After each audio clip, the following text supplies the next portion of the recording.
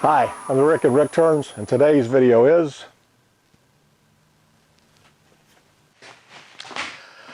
have you ever started a wood turning and you can't finish it right away? Happens to me all the time. It usually takes me about 4 days to finish any wood turning project because of all the video work and other things I'm doing, but maybe you got a doctor's appointment, you can't wrap it up. Maybe you got to go pick up the kids at daycare, the grandkids at daycare, or who knows, maybe a hurricane all of a sudden pops up and strikes. It could happen. We interrupt this wood turning video with an important message from the NOAA. In spite of earlier reliable reports, Hurricane What's-It is definitely going to hit Alabama. As shown in this completely authentic, unretouched, unaltered weather map that has never been drawn upon by human hands. Thank you.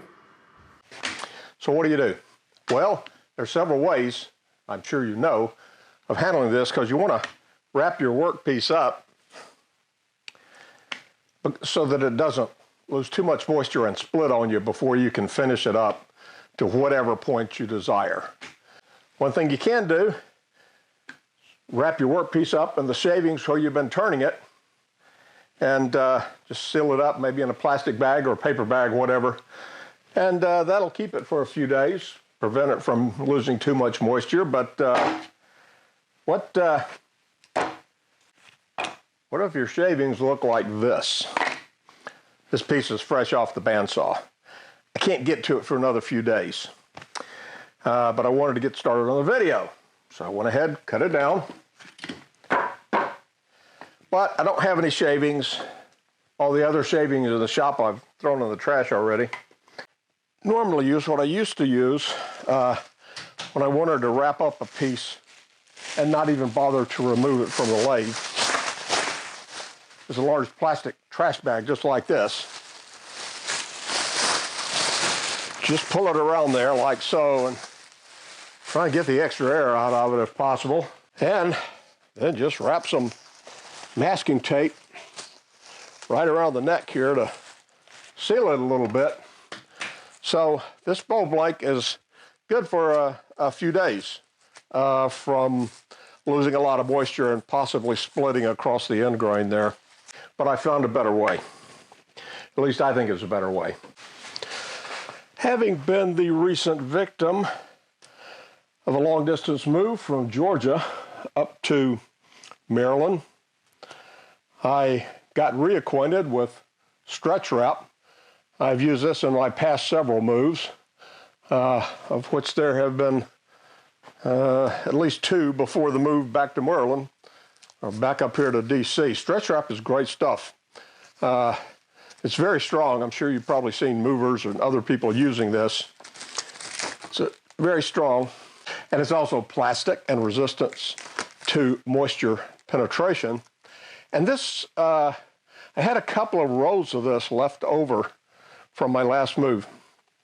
And it occurred to me, wow, this would really be a lot more convenient to wrap stuff up with than even using the plastic bag and masking tape methodology, which works fine, but I really like this better, because it rolls right on.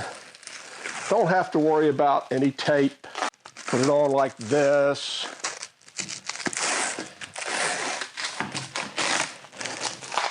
And you just want to cover all the exposed areas of the wood, just like that. Actually, I would normally do this with a bowl blank, already turned down to bowl shape, and it's easier that way. But this is working out okay. And with this particular shape, before I've even turned it, I usually do it just right on the workbench. You get a huge amount of this shrink wrap every time you buy one of these rolls. Not very expensive at all. Seals it up really nicely.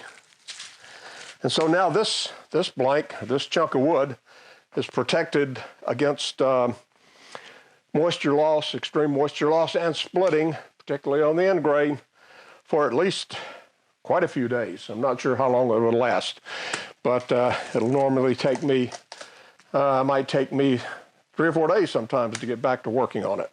I highly recommend stretch wrap. Doesn't cost very much. Or you could just get some plastic wrap out of the kitchen.